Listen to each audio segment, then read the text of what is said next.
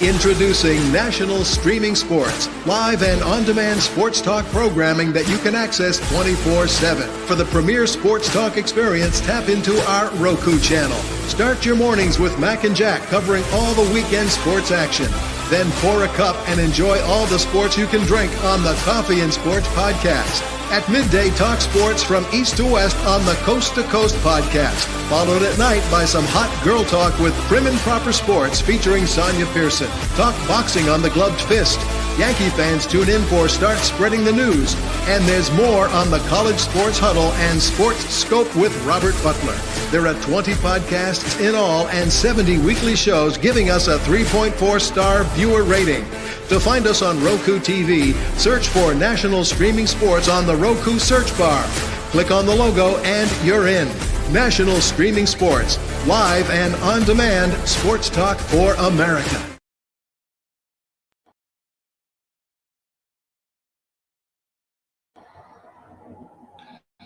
National Streaming Sports is brought to you in part by BetUs.com, designed for true fans. NFL odds, Week 1 and futures, college football odds, including Heisman Trophy favorites and playoff odds, NBA odds of division winners and playoffs, Major League Baseball playoff and World Series odds, the National Hockey League Conference playoffs and Stanley Cup odds, and boxing wagers. Betting opportunities include versus the spreads and outright winners, also during the game. Use our link on our website, nessp.info,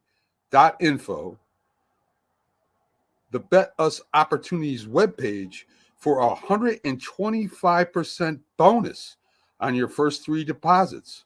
Must be 21 years old, and remember, bet responsibly. Football season is here, and SeatGeek is my go-to for buying tickets. Now with SeatGeek, every single ticket is backed with their buyer guarantee. We've all had plans change, and when you can't make it to the big game, SeatGeek has you covered. They're the only ticketer that allows you to return your tickets ahead of the event for credit with SeatGeek swaps. So when things come up, I know that my tickets won't go to waste. So what are you waiting for? Download the SeatGeek app to maximize your possibilities and shop live events with confidence. Good morning and welcome to the debate show. I am sitting in for Mac. Mac, we miss you, along with Jack and J Train. Good morning, gentlemen. How are you all today? Morning. Doing well. I hope you're well too. I'm doing well. Thank you so much, J Train. You guys make sure you download the Roku app so that you too can be in the know when we are live. Thank you for everybody who has found us and rated us on Roku. Over 12,000 follows. We really appreciate you guys. National Streaming Sports. Let's get started, gentlemen. This is our debate show. This is our weekly Saturday, 8 a.m. Debate where we talk about some of the hottest topics in sports. Jack presented a great length of questions this week. And the first question would be NFL related with the draft just wrapping up.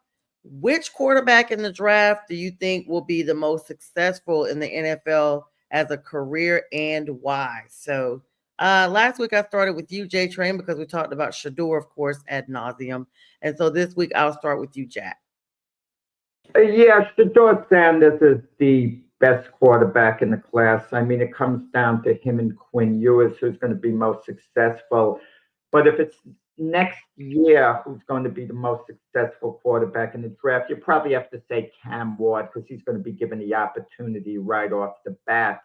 But if we're talking in the next 2-3 years, I think it's kind of maybe shifted some point to Quinn Ewers, believe it or not, because of Tua's injury history at Miami. Now, if Tua stays healthy, he's going to continue on as Dolphin quarterback. He's a good quarterback, and Quinn Ewers is never going to replace Tua. But if Tua goes down with an injury, and we all hope he doesn't have another case of another concussion, but if he does, he has to seriously think of retirement. I mean, he seriously thought of it as is, I'm sure, but maybe it's got to get forced on him at that point. And Quinn Ewers would be taking over as the starting quarterback for the Dolphins. And the other teams are going to be scratching their heads on why they waited so long to take him. I mean, a couple of other quarterbacks, Kyle McCord taken by the Eagles. He's not good. he's not going to get an opportunity to see the field. Will Howard with the Steelers, he's not going to be given an opportunity to see the field. Jay Train's quarterback with New Orleans, I'm going to leave that to him, to comment on. But Shedeur Sanders, when all is said and done, I feel is the best quarterback in the draft, but I feel it might take him a while to prove that, okay? It might take him even 4 or 5 years before he eventually emerges as the best quarterback in this class. Okay, and good morning to you, B. Thanks so much for joining us. 1 cheek, 3 toes, our fellow podcaster there. J Train, do you kind of agree with that, at least a little bit, or no? And thank you, Jack, for your response. Well, I like the quarterback in Quinn Ewers, as Jack mentioned. A lot of teams, and his situation gives him an opportunity because he mentioned that Tua Tagovailoa is always often injured, and so the opportunity for Quinn to get in and step in, and then potentially unseat him as the starting quarterback going forward is there because Quinn Ewers was actually a pretty good quarterback at Texas. But I don't think he's going to be the most successful or have the most successful career. I look at the other quarterbacks. I like Cam Ward. I think he has a good opportunity in Tennessee with Brian Callahan.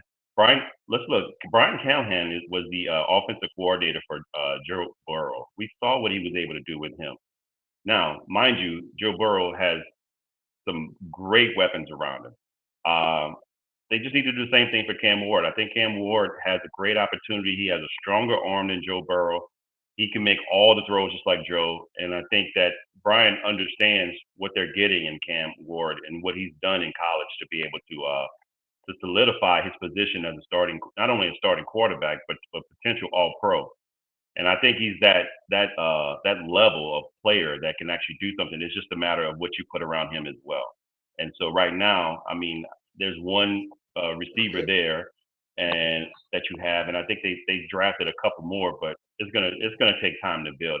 I think you won't see greatness out of him specifically because he's probably gonna be running for his life with that offensive line that they have. But over time, you'll get it. Now, not just Cam Ward, we're talking about Shedeur Sanders. I think Shedeur Sanders as well has the opportunity to be great.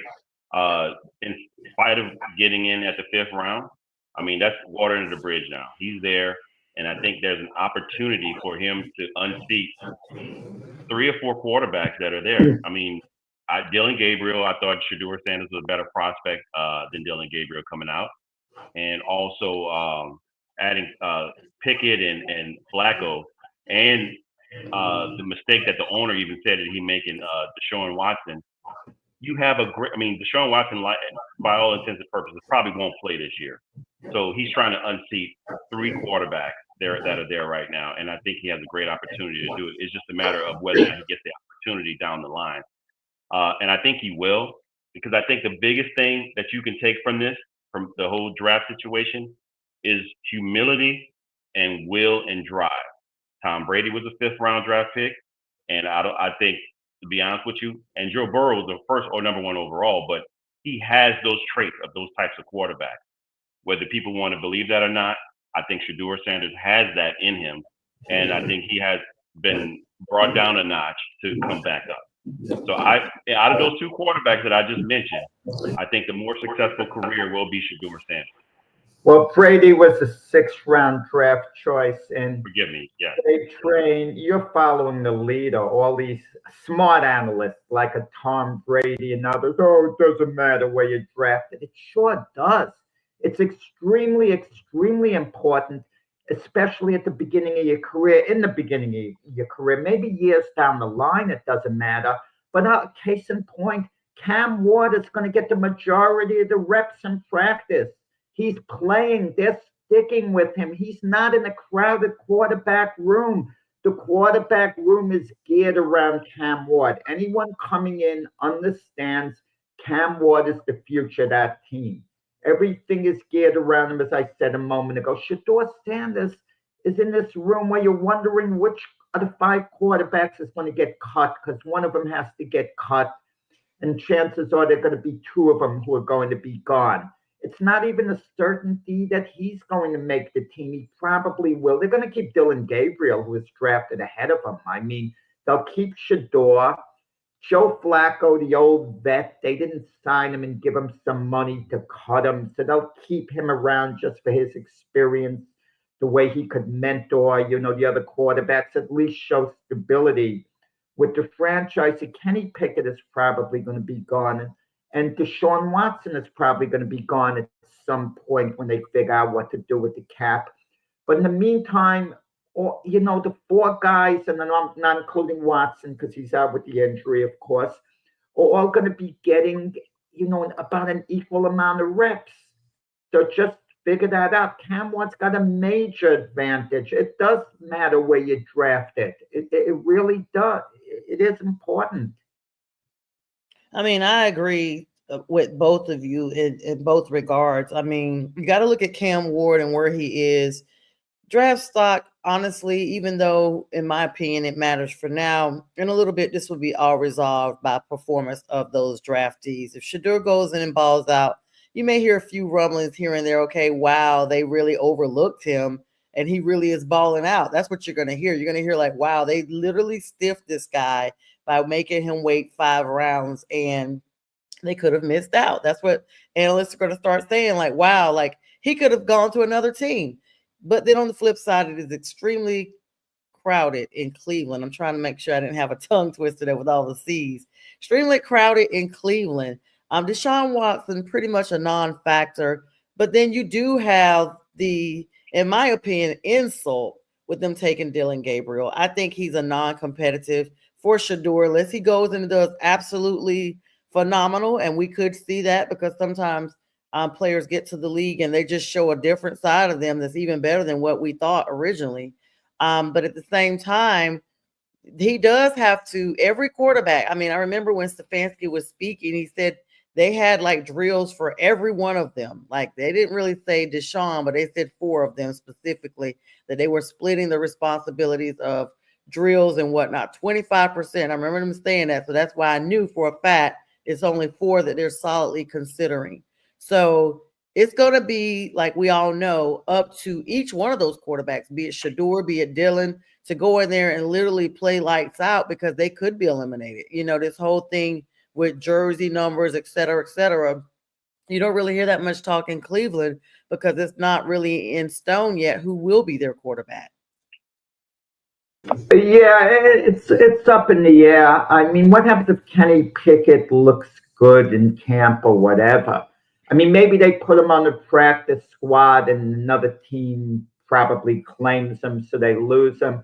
They're not going to put a 3rd-round draft choice, Dylan Brooks, on the practice squad.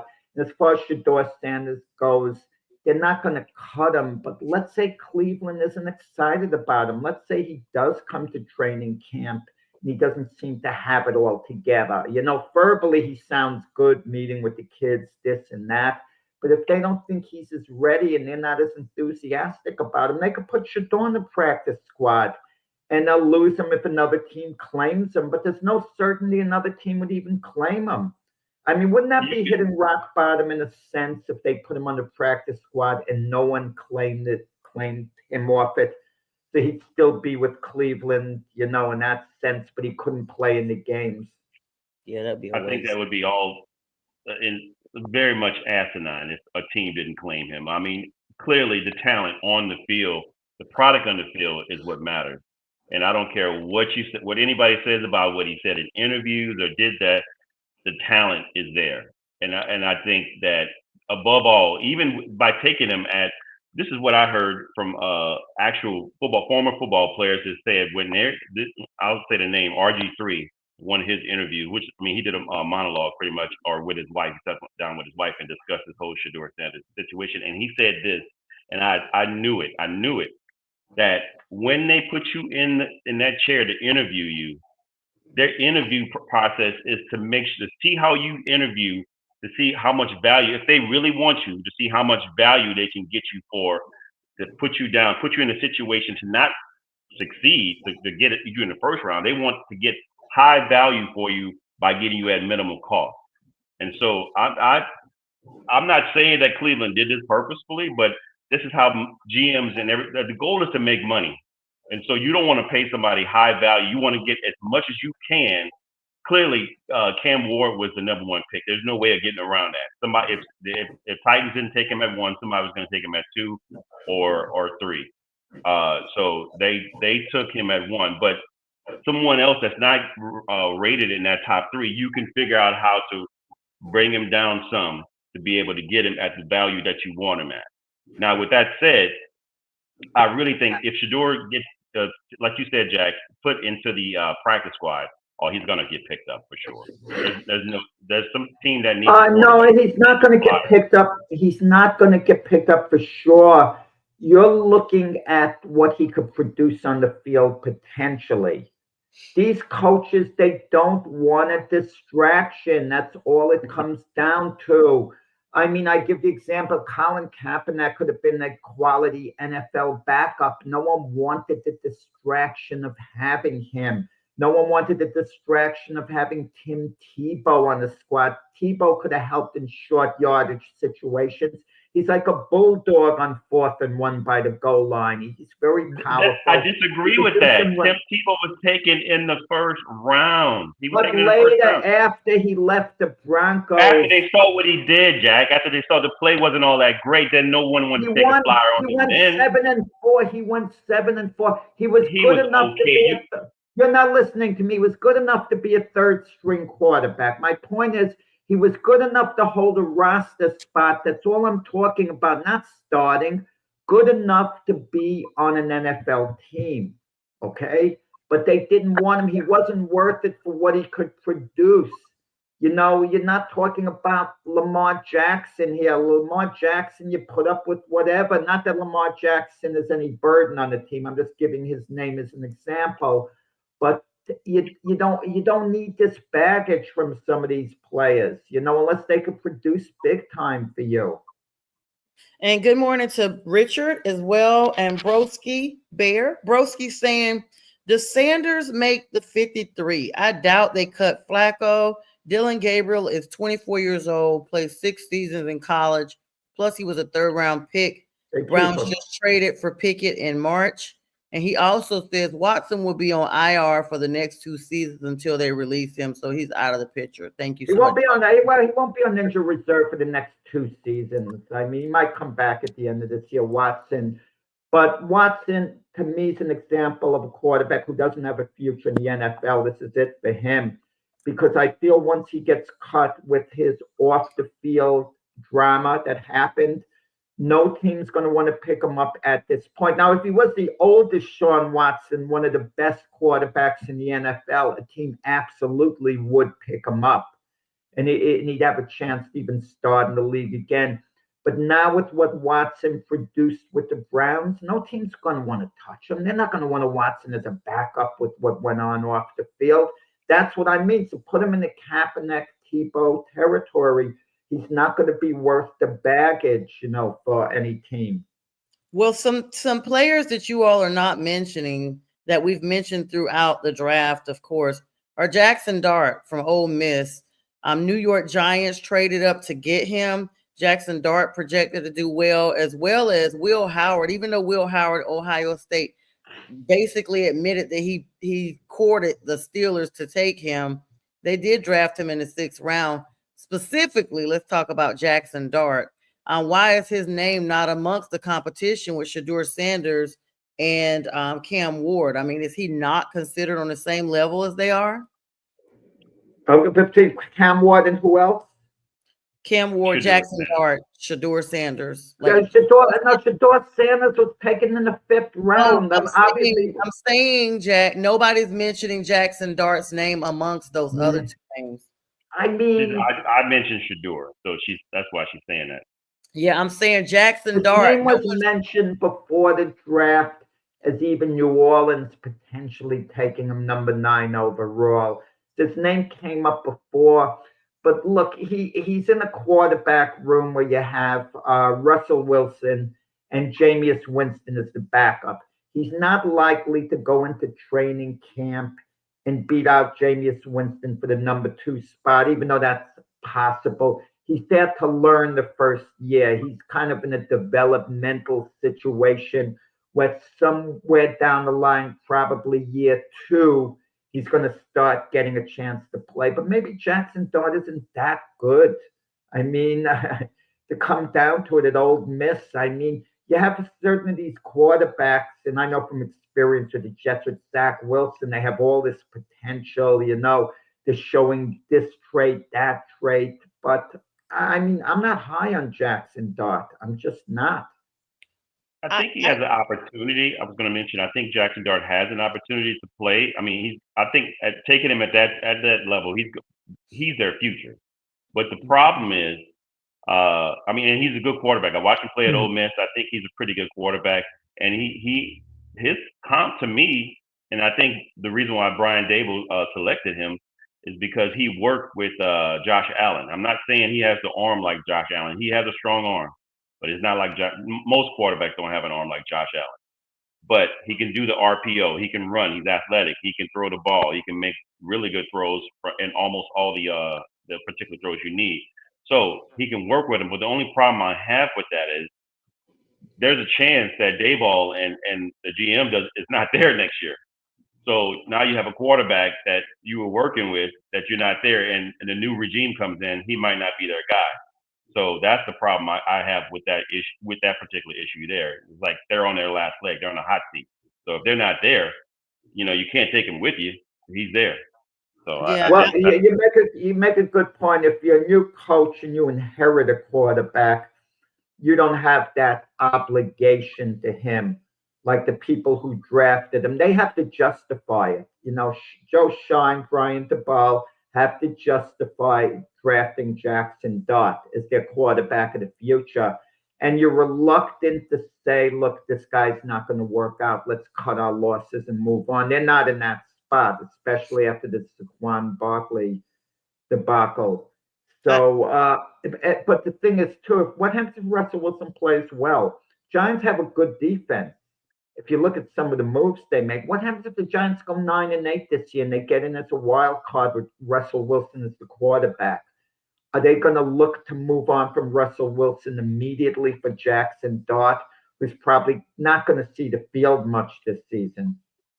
I do want to grab a couple of comments. Broski says, backing up to the Watson situation, saying he has $167 million dead cap. If they cut him now, they probably may keep him on IR. That's the reason why he said that, but he knows he's not going to see the field again. Broski also saying, but let me put my 2 cents. Why don't we invite Brodsky on the show? We have space for one more. I mean, Sonia. Yeah, he's just always invite him. Get his picture up there. Let's see. I don't know who he is.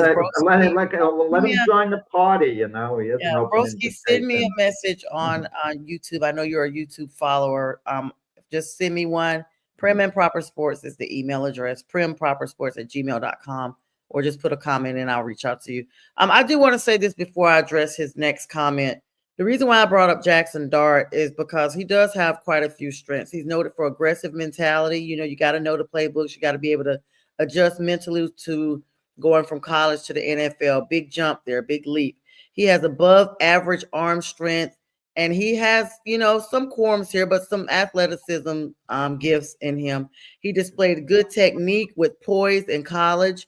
Quick releases, those are important. Good understanding of where to throw the ball based on pre-snap reads. So he's good with reading the field. And he's also considered uninhibited when throwing with anticipation and has arm strength to push the ball downfield. We want to definitely make sure we get those yards in. The weaknesses that you guys brought up, and this is definitely noticeable according to some of the NFL pundits and scouts as well. He just wasn't always that good. He wasn't always lights out, and that's important. You want to really blow the competition out the water when you're first coming into the league.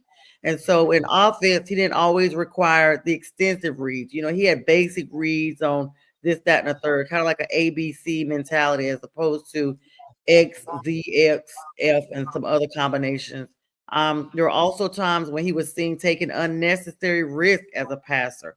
Now that came up with Shedeur as well. Some people actually said he was taking unnecessary hits and unnecessary risk as well. However, in this instance with Jackson Dart, it was more notable that he was taking a lot of excessive risk as a passer. His pocket discipline as well was just not that good. In the pocket, he was not good. He was under pressure a lot, and his performance was cluster going forward. So he would need some improvement in those areas. But like you guys mentioned, he could be a solid contender for the future because with those needs, we definitely need somebody to come in that's not running for their life every single snap. Let me grab these comments before you say something, Jack, because I know you are ready to tag in. Broski saying Jackson Dart isn't a good quarterback from my perspective. He's seen him in college. Will Howard and Tyler Show will be legit starters. We got to talk about Show. Then he's like, have you guys seen the Gruden quarterback class episode with Will Howard? Great episode. And then he said I could post a StreamYard link in the chat. I'll comment on another show now as well if you respond to that, whichever is easier. All right. Yeah, we'll put the link in there for you then, Broski. Broski wants to come on. You guys want him to come on today? Well, I mean, we're debating, so I don't have a problem. Well, okay, I could step aside. I'm okay. You know what I mean? You got the question. Broski, I'll be the GM. We'll get you scheduled, Broski, because we got our little slate going here. We only got a few minutes left. We'll get you scheduled for next Saturday, Broski. So I got you a link. Put your email in the chat. We'll get with you. But what do you guys think about the Jackson Dart? Broski, we appreciate you. I mean, again, I just think like us talking about the like who's got the better career. I'm just think for me, out of all the quarterbacks, even like you mentioned, Tyler Shuck, Jackson Dart, and where they go, Riley Leonard in Indianapolis, none of these guys to me are going to have a better career than Shedeur. I just think that, especially where he was drafted, particularly that he's going to take it personal. I mean, for me, I would, if I knew I had the talent to play at a high level, and I think I should be taken in the first and second round, and I drop down to the fifth, I'm really coming in. And I'm gonna get opportunity somewhere. If it's not at Cleveland, it's gonna be somewhere. It's gonna be somewhere. Some team's gonna take him. And I think Jackson Dart, like you mentioned, I think he has potential. It's gonna take time, and I think time will tell to see how good he'll be with New York. He needs another coach similar to what Brian Dable would be if they're not there. If he's there and they're there, I think they have really good chance that he can be highly successful at that level in New York. But if he's not there, that's going to be a tough one. That's your okay. All right, let's move on to the next question. I didn't even realize our time is ticking here. Let's move on to Travis Hunter. If he does not play both ways full time, then what should his primary position be, receiver or cornerback? That's a good question. J-Train, let you start off with that one. This is a guy that won both the Biletnikoff Award for the best receiver, and he won the Chuck, is it Bednarik? No, whatever Chuck award. Bednarik, yeah. Defensive player, yeah, he won that award.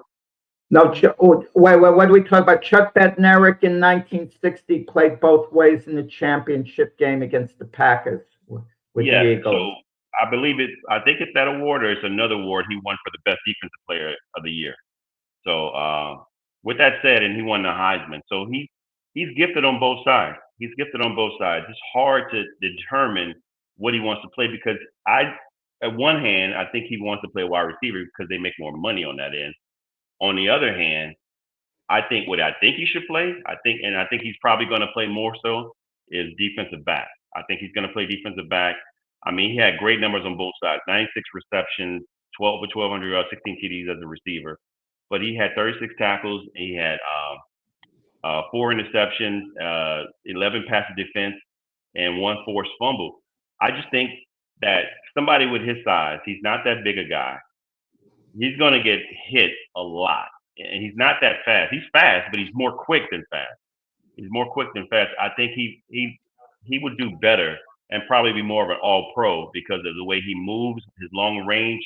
I think he would do better as a defensive back and spot check or spot play as a receiver. I just don't think I think a lot of analysts view him that way. Some have viewed him as wide receiver first, but for the most part, especially former players, they see that he's a better DB than he is a wide receiver, and I think he'll play DB more. Well, when Jack? can he have the greatest impact? I mean, Trevor Lawrence to me is on the fence. He just hasn't fulfilled his potential. All this talk about Trevor Lawrence being a generational quarterback, I mean, that's not going to happen. Let him just show he's a good quarterback, that he fits in. They paid him big money. He's one of the highest paid QBs in the league. And this is a moment of truth for Trevor Lawrence this year. I mean, he didn't play well up to the point he got injured last season and then sat out. But, it's been lacking with Trevor Lawrence. And he's been given a pass of all the big name quarterbacks. Who's been given a bigger pass than Trevor Lawrence for their inability to perform? Yet Jacksonville is sticking with them. But they got a new coach, Jacksonville. And as far as I'm concerned, this is it. They've got to find out whether Trevor Lawrence is their man. They can't keep sticking with him because he was a number 1 overall draft choice. It gets a point. We have to admit this player isn't what we thought he could be. And this is the year. You give him Travis Hunt as one of his wide receivers, you're giving him a big-time weapon. You're putting him in a better position to succeed. And you take that weapon away and just give him that weapon on a part-time basis. It doesn't help Trevor Lawrence as much to answer the questions as far as he's concerned. So I would play him primarily as wide receiver. It's a wide receiver league now. I think he can have the biggest impact there.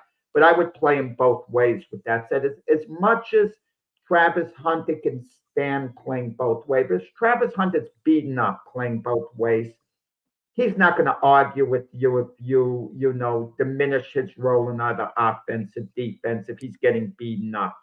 But if he feels he could really perform well both ways and is doing it, keep it going. Why not? But offense would be my answer.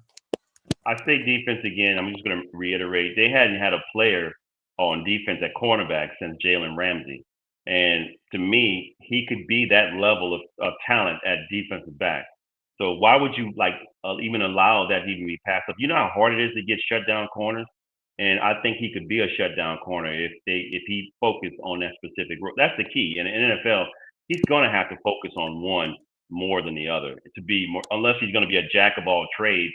And you won't be he'll be like a Taysom Hill on playing offense and defense, No. but not being, I don't think he'll be an all pro on both sides. He can focus on both.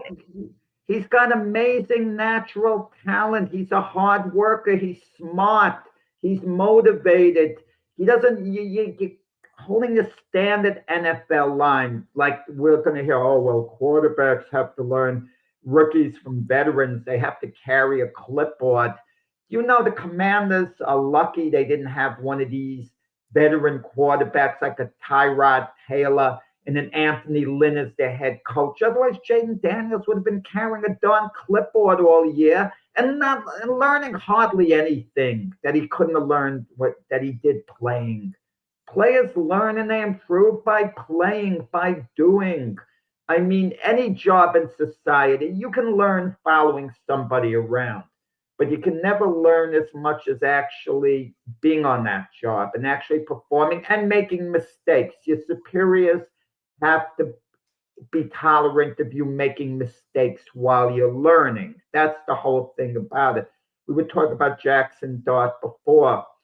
You learn by playing, more than anything else. And I think Travis Hunter, play him. If he can't handle it, fine. Then don't play him primarily at either cornerback or receiver. Okay? And decide which one he's better at when he gets to training camp. Make a judgment call as a coach. You're getting to see him up close. And you make a judgment call. I kind of wonder, Travis Hunter, do any of you know the answer? Was he asked which he likes to do more? I would imagine any player would prefer to be a receiver a little more than a cornerback because it's a little more glamorous. You could score a touchdown a lot easier. I don't know. Yeah, I think wide receiver probably would be the option there. But I think that what the optics shows, the talent level, and he's great on both, but I think he's better as a corner, and I think he'll have almost an immediate greater success as a corner than he would a wide receiver. It's not as easy to play wide receiver as people like to think it is. It's especially if you're getting hit by bigger guys, faster, much more talented than it was in college. So I mean, we'll see what he does, but I think for me, just for that fact alone, and he's not that big a guy. More of the wide receivers that I've seen are much bigger than him. I mean, you saw what happened to Tank Dell. I mean, that's unfortunate and freak accident, but Tank Dell was a smaller guy, and he's smaller. I would prefer that if it were me, if I'm a coach and I see the talent is there, I'm going to put him because I think he's in the build of like a Sauce Gardner. To me, he's about the same size. He's not that big, and I could go ahead. I'm sorry, I could see him playing in the corner. I'll leave it at that. Yeah, I just wanted to grab before we get too far down. There was a couple of comments, and I agreed with them because I don't want us to sway and then I forget my point. I agree with Bistrilla here. He's talking about how we need to see what players look like. You know, he said he gives players a 3-year window to determine what they're actually going to look like. He doesn't trust any player straight out of college until they prove it in the NFL. For every Tom Brady, there's a Tony Mandarich. And I give every player a 3-year window. I mean, I don't know about that, Bistrilla, because we've seen some players come in and just play lights out like Jaden Daniels did. And he said corner is way harder to play than receiver. Okay, go ahead, J Train Jack.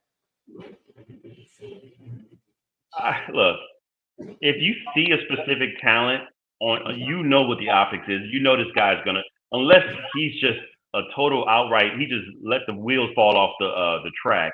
There's no way. There's clear talent when you see it in college. There's a reason people get picked and go and have success. When we saw Rod Woodson and what he did, not Rod Woodson. I meant Charles Woodson. Similar player, won the Heisman. The only other defensive back to win Heisman. You telling me that you didn't think this guy was not going to be a success in the NFL? I disagree with that, Bistrilla. I just think that there's certain players that you can see visibly, and scouts know. I mean, unless they're going to be a specific bust, it's rare. I disagree with the Mandarich. Mandarich was an outlier. Everybody thought because he was so big and he did this and that, he was going to be lights out at tackle, but he didn't play all that great. And so I think it's just a matter of seeing the talent and what they produce on the field. It's different now. When you look at someone like a Mac Jones, or you look at Danny Wolford going back all the way to Florida, those guys had great teams. They had some great teams.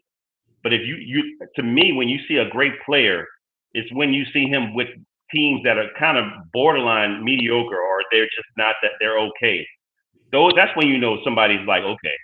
What he does against great talent that he's playing against, that's when you can tell a player is going to be really good at the next level, because he's kind of doing it on his own. And I would say that, to me, Colorado wasn't all that good. You had a couple of good players on the team. They found ways to win. They won 9 games. They had a good quarterback, and they had a good two-way player.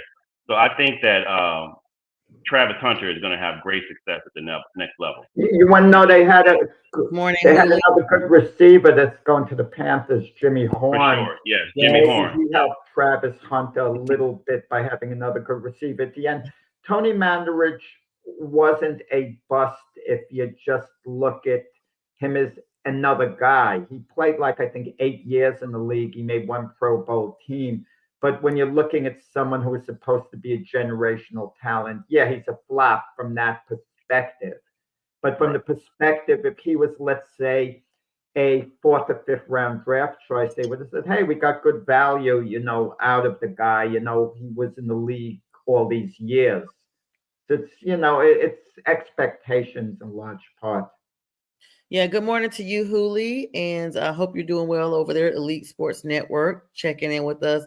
And Bistrilla says, other than the apparent talent, true, but that's one in the many. All right, guys, we got a couple more questions, so let's try to at least get a little bit over halfway through. Let's change this to NBA/basketball related questions. Thank you, everybody, for all the likes, loves, comments, and shares that you've had so far. Third question. My favorite player at the moment, Cooper Flagg, just declared for the draft. Big Duke player, 18 years old, will not be 19 until December. Going to go into the draft as the youngest player in draft history. He's going to be a team for another year, guys. The question is he going to be a superstar, or will he be more on the level of Christian Laettner, another Duke great? And, what do you guys, Christian Laettner turned out to be pretty good, or did he not turn out to be pretty good? Or what are your guys' opinions? Because, of course, I'm biased. Yeah, Christian Laettner was like Tony Mandarich, I mentioned. I don't think the expectations were as high for Christian Laettner in the NBA. I mean, he was the 3rd overall draft pick by the Minnesota Timberwolves. I mean, Shaq went number 1, but Laettner was picked for the Dream Team over Shaq, which was the right decision because Laettner was a better college player than Shaq was. His potential just didn't translate into the pros as much. And could you imagine them gluing Shaq to the bench on the Dream Team? There may have been a little discontent going on, but Laettner knew what his role was. He basically had to carry the bags for the other guys. That's a hard one. That's a hard one, and I hate to say he'd be another Christian Laettner. Laettner was in the league for 12 years, so he had a decent NBA career, but not by expectations. If you're one of the greatest college players of all time, you expect a better NBA career than, make one, all-star team in your whole career. And that was as a reserve. If I had to guess, and this sounds cruel, okay, I think he's going to be closer to a Christian Laettner than an NBA superstar. Let's call him a little better than what Christian Laettner was. Let's say Cooper Flagg is going to be a good, solid NBA player for a number of years. He might make 3 all-star teams or whatever, 3, 4. He'll be pretty good. I just don't see him coming in being like a superstar in the league. It's so unpredictable. I mean, it hits close to home for J-Train with Zion Williamson. We can blame it on Zion's injuries, which obviously a factor, but we know it's a lot more than that. It's motivation, it's desire, and Zion has all the ability in the world. And when he performs, you get the feeling he's doing it because, he can't help but be good, at times, because that's how much ability he has. I don't think Cooper Flagg, he knows how to play the game. Really, really good. But, I get the feeling he'd be better served if he stayed at Duke one more year. But he's declaring for the NBA draft. And you need help. If he goes to the Washington Wizards, where's the help going to be? They're going to be beating him up. They'll be able to focus on this famous rookie, the other teams. And that could, stunt his growth to an extent. I want to weigh in before we get to you, J-Train, if that's okay. So in comparison, because these are my, 2 players, Christian Laettner did have a dominant college player career while he was at Duke. I mean, it looks almost mirroring in some of the instances. He led the Duke Blue Devils, my team, to 4 Final Fours and 2 national championships. So we have that Cooper didn't even stick around long enough to see. He was drafted number 3 in the 92 NBA draft. Had a solid NBA career, like you guys say, not super stellar, 13 seasons, making 1 all-star team. He averaged 12.8 points and 6.7 rebounds per game within his career time. Very good player, not superstar. Now, Cooper, on the other hand, standout player, led Duke to the Final Four in his only season, but it was his freshman season. Declared for the draft and is, of course, projected to be the number 1 pick. But he has gotten a lot of praise for his all-around game, including scoring, playmaking, and his advanced defensive abilities for a young player. We don't see that in Laettner as much. He's more comparable, actually, guys, to Jason Tatum and a less flawed version of Scotty Barnes. Some analysts are saying he has the potential to be all-star talent and possibly one of the league's most impactful players. And of course, y'all, we're just guessing this. This is the debate show. but we are thinking that he has a higher ceiling. I'm thinking based on the stats and stuff I read, he has a higher ceiling than what Leitner did. He has more versatility. He has two-way potential. He has a very high basketball IQ. And the fact that he's just younger, he has a little bit more time to be able to acclimate and get, just even more dominant on the court. It's also worth noting that some of the analysts out there, Avery Johnson, think that Duke has had players in the past who were even better than Flagg at this stage, including Leitner. But the point that he's going into the league at much earlier is what's kind of weighing in his favor. Look, I had this guy. I mean, I thought it was a little bit overrated. When I first laid eyes on him, I just think, okay, this is just another guy that everybody's hyping up, and he's going to be a number one overall draft pick. But then I actually did in-depth study. I actually did in-depth research. I actually did watch tape on him. I was like, okay, this guy pops off the screen. He really pops off the screen. I mean, not only to me, he's 6'9". So at 18, 6'9", he probably has room to grow. So who knows if he's going to be even taller. He might have a growth spurt where he's 6'10". My comp to me, and everybody's going to think this is outrageous, a young, maybe perhaps better at the same age, LeBron James. I think he's a point forward. He can handle the ball. He's not as fast as LeBron, but he's like you said, he has a high basketball IQ. And but where he was better than LeBron was his three-point shooting. 38.5. He shot 84. He made 84 threes in this 24-25 season. So, and the way he handles the ball, he's a playmaker. You can see how he handles, and then he's a two-way player. He's excellent on defense. That's exactly what you need to be a superstar in the league. You take a player like this and put him on the Washington Wizards, you better darn well build around him, because you're going to need players, outside shooters. You're going to need a big, and you're going to need, everybody needs all this, but he can make it work. To me, it's like LeBron early in his career. He's able to dish the ball out. He has a decent level of assist. This is a guy that can really make it in the league. Not only make it, but be far superior to Christian Laettner's NBA career. I think he'll be a lot better than what Christian Laettner was in the NBA. And then it's going to be a lot easier for him too, because when Christian Laettner came in the league, the game was a lot tougher. Let's just put that out there. The rules are a little bit different now, to where you can't really do much of anything to players. So he'll have a lot more success in that regard too. And I think he's going to be a much better prospect. And the ceiling is a lot higher than it was for Christian Laettner. I think the floor was high for Christian Laettner, but he got capped. And Christian was a big. He was 6'10", 6'11", or something like that. And he was a forward / center.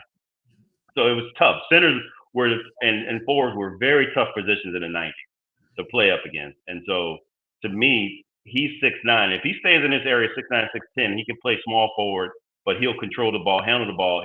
And I like the comp on Tatum as well, but I think he'll handle the rock a little bit better than Tatum.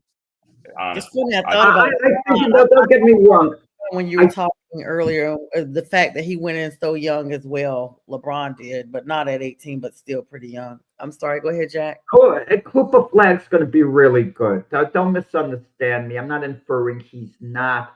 I'm just not thinking in terms that Cooper Flagg's going to be one of the 5 best players in the game.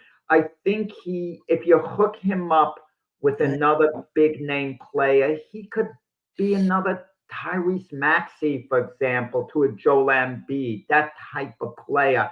I'm not looking at Cooper Flagg like it's a Hall of Famer. Oh, he's going to be great. I looked at Wemby that way when, going to San Antonio. I said he's going to be one of the greatest players of all time, point blank, one of the greatest in the history of the NBA. I don't look at Cooper Flagg that way. I look at him as being a very good player. And I don't look at him as being a star per se on the short list of stars. I look at him being a great number 2. You put him on the Boston Celtics, he could be a great support to a Jason Tatum, for example, and a Jaylen Brown who will perform outstanding. I mean, Maybe Cooper Flag could turn out to be another Devin Booker type. Nothing wrong with that at all if he's of that caliber. I just don't see him as being this like superstar type player. That's the point I'm trying to make. And that's why I disagree. I disagree with that because of the way he can handle the ball at his size. You don't. That's rare to see that, Jack. We're talking the first player I saw, like you saw that with Magic Johnson, but Magic Johnson wasn't a great shooter. Penny Hardaway comes to mind. To me, he falls in that ilk. I see the exact He same could thing. be as good as Penny Hardaway, perhaps. Yeah, but Penny Hardaway isn't a one of. I mean, Penny injuries Hardaway derailed his career. Injuries derailed. Right. At his peak, at his best, he was. Yeah. Had he not had the injuries, maybe we'd be having a different discussion. I just don't look at Cooper Flag as being the face of the NBA. Let's put it that way. Everything is. But the face of a franchise. You don't think that? The Washington Wizards, he becomes the face of the franchise the moment he's drafted, if he's drafted by them. If Charlotte drafts him, I mean, does he become I the look face? at him as a player that can change a franchise around. Let's put it that way. The Brooklyn Nets, he would be the poster boy for the Brooklyn Nets. Yeah, I can see him having a big impact on the franchise. He would be great if he came to Brooklyn with the crowd here, and he would be a heck of a good player. I when I said before he'll make 3-4 All-Star teams, let me change that. We're talking more like 7 or 8. Let me expand on that. A heck of a player, but I don't look at him as being a superstar in the league. I mean, you look at him as being even another Kevin Durant, being that good over his career. Maybe that's a good argument to make because Durant, in a sense, has been a little disappointing. But I don't look at Cooper Flag as having the impact of a Giannis, for example, being quite that good. Nobody has that impact. Giannis is such a freak. I mean, that's just he's just. I guess see why they call him the Greek freak. But I mean, I could see. I'm just looking at the level at where he's at. He's not as fast, like I said, not as fast as LeBron, and not as gifted physically as LeBron. But just what he was able to do in college, man, I just like wow. He's gonna excel at the next level. It's just gonna be. It's hard to stop that, especially when you can handle the ball. That's the thing. Somebody his size handling the ball is incredible. I will say this. Basically, when you look at the greatness of a player, I'm kind of torn between their individual performance and their team as a whole. Sometimes you find players, it's kind of different than in the NFL. In the NFL, your play is so dependent on other players that you're not able to get the stats that you want. Like it could be receptions, it could be targets, it could be downs. Like all of that, all of your stats are dependent on other players on your team when you're playing in the NFL. In the NBA, it's a little bit more individualized. You can be your own dominant factor on the court. With that being said, a part of me is saying, okay, yeah, what if he goes to a bad team, or let's not say bad, a less than favorable team for success. I'm going to use more words because I don't just want to project, negativity onto a new season for these teams. There's supposed to be a fresh start every year. Everybody's 0-0. But at the same time, it could be influential based on, if somebody don't pass in the ball, but he has to get in there and literally take the bull by the horns. No pun intended. So like in case he goes to Chicago, take the bull by the horns. Y'all like it. But anyway, he has to be able to go in there and box out, get his own rebounds, all that assists on his own. If not, I think his success will ultimately depend on the team that he goes to. He can't expect to go to a team that's already successful, like the Warriors. But in a couple of years, he may be able to move around the league and go to a team that's more influential, that has the big star names like the Lakers or the Nets or the Heat, and then make his own name that way. I mean, I know it's super early. He hasn't even caught a pass yet in the league yet because he hasn't even gotten there. But it's definitely worth thinking about as we kind of get to the last. We have like 3 minutes, guys. This has been a great debate. We spent so much time on this whole quarterback draft thing, which is Such a hot topic. But I mean, I agree at the end of the day, the verdict's out. I think Cooper is kind of the in between based on what both of you all were saying. I kind of see him elite. I hope he continues in that way, but he has a lot to learn. He's still young at the end of the day, guys. He's still young and it's a lot to learn. Let's get to our last question as we have about 2 minutes if we can squeeze it in. Which franchise is more historically famous, the Celtics or the Lakers? Speaking of great names. Well, we need more than 2 minutes, but I'm going to go really quick. It would be the Lakers because of the glitz and the glamour, the Jerry West, Wilt Chamberlain, Magic Johnson, Kareem Abdul-Jabbar, LeBron, now Luka, Kobe, of course. The Celtics don't have the glitzy players. They just have that hard-nosed tradition. Outside of Larry Bird was the big name, obviously Bill Russell, but nothing compares to the Showtime Lakers. I think more the average person walking the street is more likely to have on a Lakers shirt, than a Celtics shirt.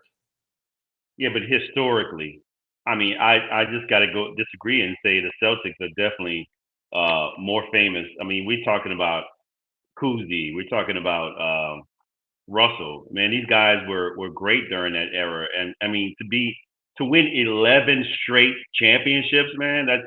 Historically, going in the past, there was no. I mean, the Lakers. I understand they came from Minneapolis. Jerry West was there. They won some championships. Then they went to Los Angeles. But I definitely think the Lakers. And then we go further. Larry Bird, McHale, Parrish. All these guys in the '80s. You could flip a coin and say either one of these teams were just great. They're both tied for their most franchises at 18 and championships. But I definitely think Boston has. Yes, Lakers had their runs and Boston had their runs, but to start it off, man, you don't win 11 like that straight. That's incredible. That's my take on it. I think Boston is better. They didn't win 11 straight. It wasn't consecutive. It was 11 during the Russell. Russell was with 11 championship teams. Did they miss one or something? Are you sure about that? Yeah, they missed one. I think it was 8 consecutive that they did. But yeah, Gotcha. You'd have to check in. But it wasn't 11 straight. You guys are okay. So I'm my theory is this: you got a lot of big names on this. Both franchises definitely iconic. They have shaped NBA's history. Both of these, you cannot mention the history of the NBA without mentioning either one of these two teams. But from a historical frame, looks like the Celtics do hold a little bit of a edge on them. They have the early dynasty all the way back, not just in the 80s, but from the 50s and 60s, led by Bill Russell, who had an unparalleled dominant performance, winning 11 championships in 13 years. That right there set the bar very high for the NBA in the comparison when you think about it. The Celtics were one of the original 8 teams in the Basketball Association, which later became the NBA. So they're one of the original patterns, so to speak. I'm going to hurry up real quick. Global recognition of their colors. Basically, the uniforms were iconic with that shamrock logo. That made them very much out there. People talked about that logo for a while. Most recognizable around the world. The stories of Russell, Kelsey, and Auerbach are deeply ingrained in basketball lore and continue to be celebrated. The Lakers, on the other hand, they do come very close. Multiple dynasties with iconic players from George Mikan to Elgin Baylor and Jerry West, and of course Magic Johnson, Kareem Abdul-Jabbar, Kobe, and Shaquille. Boasted some of the greatest players in NBA history. And then you can't mention LA without that glamour and Hollywood feel that people like to put in and talk about how it's just glamour. Lakers have been incredible historically, but the Celtics have led this one because of their early on unprecedented dynasty and foundational role in the fundamental development of what the NBA is today. So that's where, I mean, it's definitely a good question. Guys, that's our time for today. Join us tomorrow morning for the big Sunday morning sports show. We appreciate everybody's likes, loves, comments, and Bustrilla, all your comments as well. She said he despises both. With that, Jack, J Train, and myself bid you a great weekend, and we'll see you all in the morning. Thank you so much. Football season is here, and SeatGeek is my go-to for buying tickets. Now, with SeatGeek, every single ticket is backed with their buyer guarantee. We've all had plans change, and when you can't make it to the big game, SeatGeek has you covered. They're the only ticketer that allows you to return your tickets ahead of the event for credit with SeatGeek swaps. So when things come up, I know that my tickets won't go to waste. So what are you waiting for? Download the SeatGeek app to maximize your possibilities and shop live events with confidence.